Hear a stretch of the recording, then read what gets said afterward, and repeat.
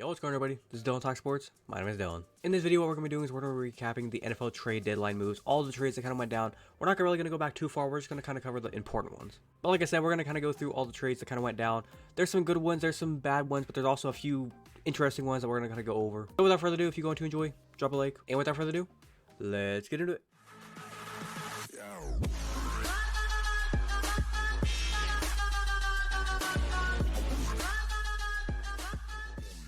Before we go any further, I have this website down in the first link in the description. It'll be down there. If you want to check this out, this is where I have like all my news, like from NFL.com. For all the trades, you can see here, I got every single trade pretty much from the trade deadline. So if you want to go check it out, feel free to do so. Let's start off with the 49ers adding Chase Young. Chase Young, a really good edge rusher. Washington got him with the second overall pick back in 2020. They decided not to pick up his fifth-year option this year. And the second they decided to do that, everybody knew, okay, he's going to be free at the trade deadline. They're not going to be giving him another contract, obviously, if they're not giving him the fifth-year option. And everybody knew it was fair game for Chase Young. Everybody was calling. I think I've read that it was like maybe like 8 to 10 different callers have tried to get Chase Young. It was just up to Washington to take the best offer. And the 49ers was able to get him for a 2024 third-round pick. That surprised me a little bit. I thought they were going to probably try to at least get a second-round pick out of him. Because for the talent that Chase Young has, the guy is going to be getting 10-plus sacks a year, I'm thinking, when he's like playing at his highest level and not hurt. When he was with Washington, he was getting off and on the field, hurt quite a bit of time. From what it seems like is the San Francisco 49ers, their plan is they're going to have now Nick Bosa on one side, Chase Young on the other side. The problem that they're going to run into now is with Chase Young. They have him for this season to give Nick Bosa a little bit of help on the edge and be able to toward Nick Bosa isn't getting double team and triple team. Now he might just get max double team because Chase Young is also over there, and he's going to have to take some guard and tackle double teams. But the 49ers are going to have to go into the offseason saying, if this works out and Chase Young makes this D-line unstoppable, they're going to have to find a way to pay him. Because we've seen the blueprint to the 49ers defense. Their successful blueprint is front four dominance. If you can have a front four of Nick Bosa, you already got Javon Hargrave there at the D-tackle position that they got from the Eagles. You got Chase Young over there. And they have the another player that they're going to have to probably be paying here soon, Javon Kinlaw. He's an underrated player, but with all those players and all this talent, they're going to have to pay Chase Young. What are they going to give him?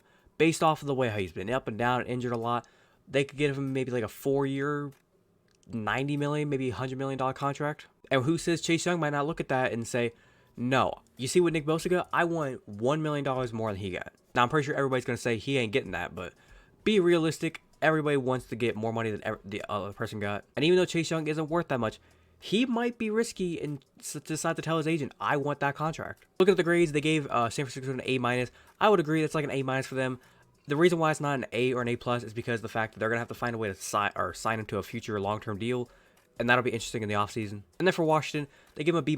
I would probably give him like a C+, just because I would have thought with the talent Chase Young has, and if he goes out there in San Francisco and he just decimates all talent or all competition, and he resigns, and then he's just balling out every single season, Washington missed hard. Next up, we got the Bears. They got Montez Sweat. Washington gave up both their edge rushers. Washington, it seems like they're going to be going to a rebuild. I think Ron Rivera might get fired. We'll talk about that at a later date if that happens. But Montez Sweat, he goes to the Bears. They've already said the Bears have already gotten a contract. Like, technically, they're trying to get a contract set up for him, a long-term contract. We'll hear about that probably in the coming days.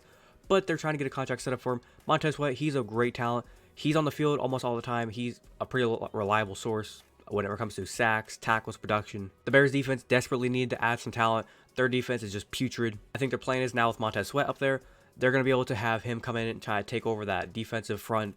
If he can go ahead and start getting some pressure and he can terrorize, with him probably going to have to be getting a majority of the double teams, that'll open up some run lanes for the other guys. And for Washington, they did get a second-round pick for Montez Sweat, which is huge. I think I'm almost kind of surprised. How did Washington get a second-round pick for Montez Sweat, but Chase Young, they only got a third? I would have thought that'd been the other way around. Now, it could be because Chase Young has been injured quite a bit, and that's why San Francisco probably said third-round pick. Washington probably said, no, give us a second-round pick. And San Francisco had to kind of sit Washington down and say, look, he's hurt a lot. He's going to be on the field maybe half the time. Let's do a third-round pick. Whereas with Montez Sweat, they were able to say, we'll give you a second-round pick because we know he's going to be reliable to be out there on the field, and he has really good production. Real quick, I kind of want to talk about why Washington is doing this. I think that front four, it's been working for Washington quite a bit over the past few years. Their big problem is they're already paying Jonathan Allen. They're now paying Deron Payne. I think they're looking at this roster and they're saying, we have a whole bunch of different players around our team, especially now coming with the offense. And I think Washington is kind of moving in that direction where with Eric Bieniemy there, they're going to be moving towards an offensive scheme where they need to pay the offensive guys not so much the defensive guys. And if they can keep paying the offensive guys with somehow maybe Terry McLaurin stays there his whole career, he's going to need to be paid again at a future date. If Sam Howell is the future quarterback for that team, he's going to have to be paid within 2 to 3 years. Am I saying in any way that I think Washington is completely sane with giving up both the guys?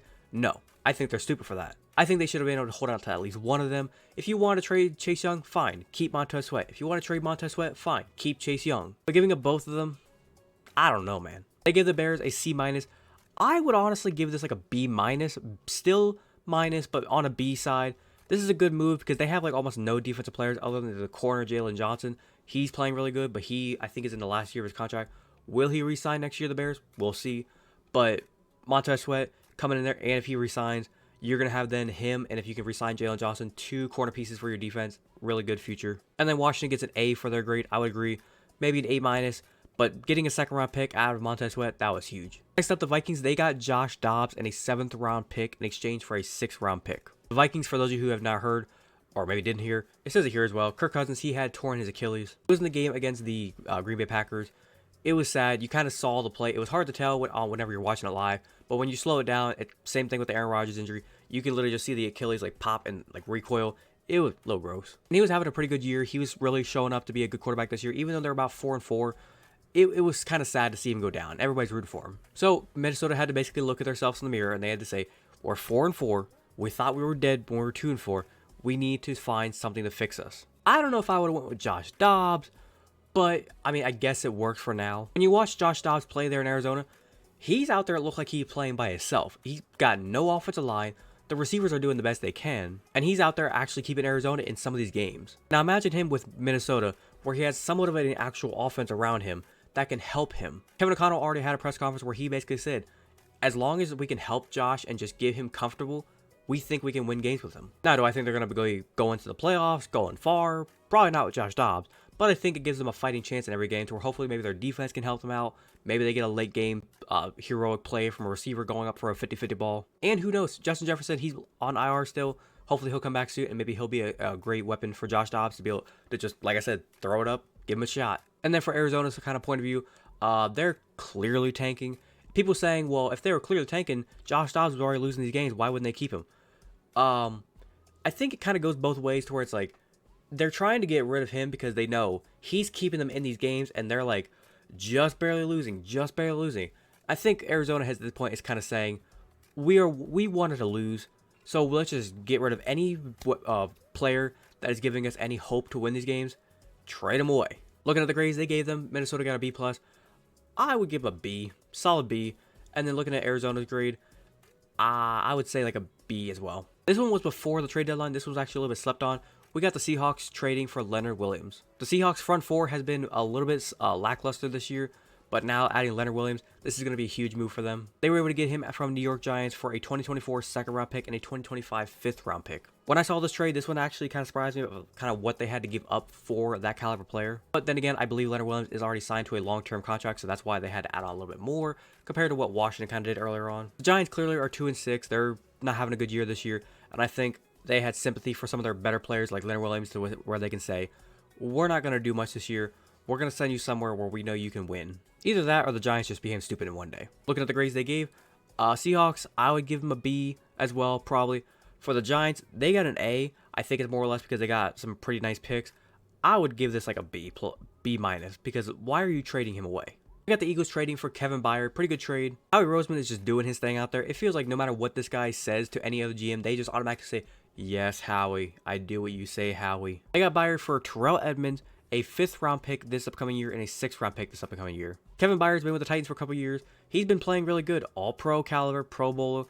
He's been doing his thing. I think Philadelphia coming into the season, they had a number of safeties that can really play well. It's just they've had a couple of safeties getting injured. They've been rotating guys in and out all season. They need a solid player to just go in there and stay there for a while. And Kevin Byard can be it. He's a veteran. He knows how to do it. And I think they're hoping that Kevin Byard can go in there, replace some of the injuries, and hopefully hold it down until some of those other guys get back, get healthy, get good. And then Kevin Byard can probably stay in that spot, but they at least have some rotational guys whenever they all come back. And for Tennessee's kind of point of view, they're just going to like a really weird, like up and down kind of, it looks like a rebuild, but it also looks like they're trying to win, because now they're 3-4. They looked at Will Levis. He balled out. Ryan Tannehill might be on the move. We thought he was going to get traded. That didn't happen. Looking at the grades, Philadelphia got an A-, I would agree. And Tennessee got a B-. I'd probably give him like a C. We got the Bills getting Rasul Douglas. Pretty nice trade. They got Rasul Douglas and a 2024 5th-round pick in exchange for a 2024 3rd-round pick. Rasul Douglas was the number 2 corner behind Jair Alexander. Packers, I don't know really why they made this move. For the Bills, they need to make this move because they have like no secondary help. I believe Tre'Davious White, he went out. And then I think Micah Hyde, he's been hurt. Correct me if I'm wrong. One of the safeties has been hurt. It was either Hyde or Poyer. One of them's hurt. So they need some secondary help. The only funny thing about this whole trade is earlier on when Buffalo played Green Bay. I don't know if you saw it, but there was a moment in that game where Douglas was going up to Josh Allen, and he was like talking trash, talking shit. And Josh Allen came over to him and said, "You fucking suck. You fucking suck." Now y'all teammates. Looking at the grades, Bills got a B+. I'd probably say a B+, about there. And for the Packers, they got a B-. I'm giving you a C- because why the fuck you trade him away? We got 2 more here I kind of want to cover. We'll get the Jaguars upgrading their offensive line. They got Ezra Cleveland. This was actually a pretty sneaky, underrated move by them. They were able to get him for a 6th-round pick. Vikings, I'm guessing, were just looking at him as a player that they didn't really want to be able to hang on to any longer. Jaguars, they need to bolster their offensive line. And from what Doug Peterson said, he was on the Pat McAfee show, he said their offensive line is probably playing pretty well. They're just hoping to bring Ezra in, develop him a little bit more, and maybe he can be a rotational backup guard, which I don't really understand because usually when you go into the trade deadline trading for players, you're trading for players that are going to help you right now. Don't get me wrong, Ezra Cleveland is a good offensive lineman. He can do his thing. He can hold his own. I just think for both sides, Jacksonville, they just wanted to see what they can kind of get out of Ezra Cleveland going into this year with maybe there's just the fear of, okay, our offensive line is good, but what happens if somebody goes down? Now you have Ezra that can just step right in. And then you can see right here kind of Minnesota's reasoning.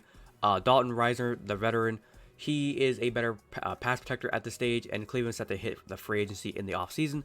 They decide, let's just go ahead and try to get something out of him. Looking at the grades, Jaguars got a B.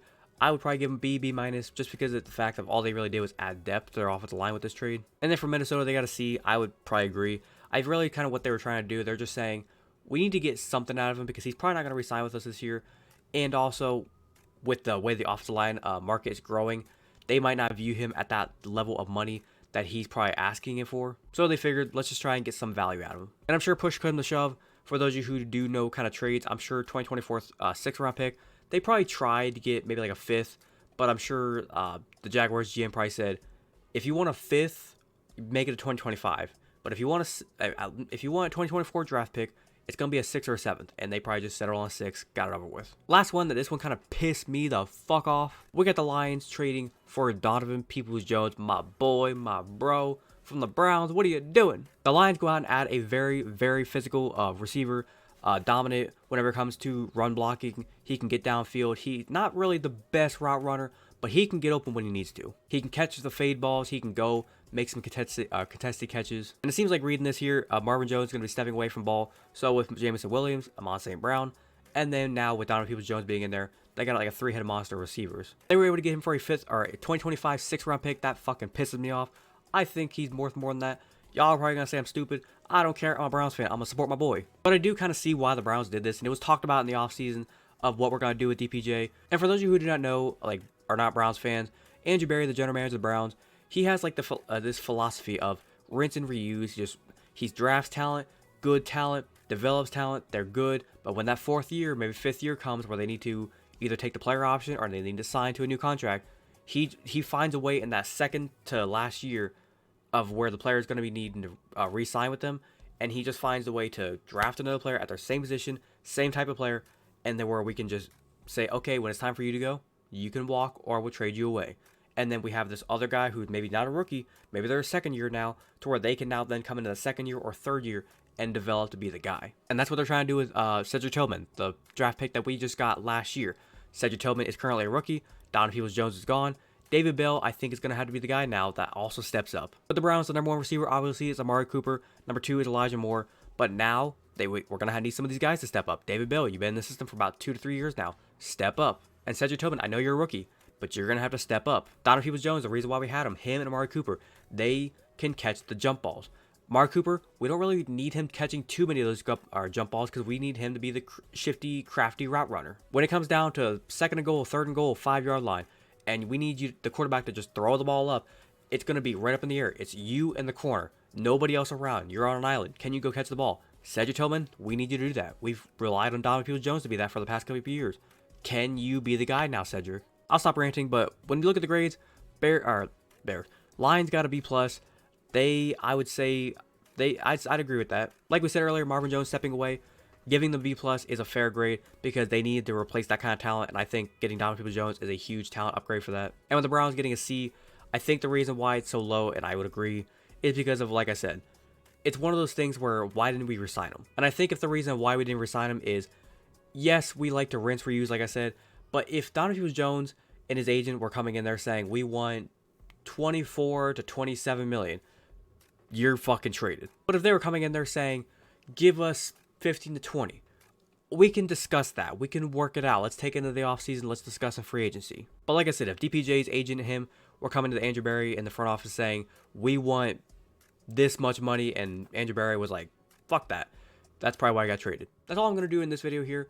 Hopefully you guys are going to enjoy it. Like I said, if you want to go ahead and read more of the trades, there was more trades other than that. Those were kind of more of the big ones. There were some other ones that happened a couple of days before the trade deadline. If you want to go check those out, like I said, first link in the description, it'll be right there. But other than that, that's all I got to do for today's video. Hopefully you guys did go on to enjoy. If you did enjoy today's video, make sure you go ahead and drop a like. It's very much appreciated if you do so. If you watched the entirety of today's video and you had a different opinion on any of these trades, kind of how the trades went, maybe your favorite team didn't make a trade that you wanted to do, like mine, or you had your opinion on kind of any of these trades, and you want to leave them down in the comment section down below, feel free to do so. If you are a fan of the content that I do post here and you want to go and hit that big red subscribe button, feel free to do so.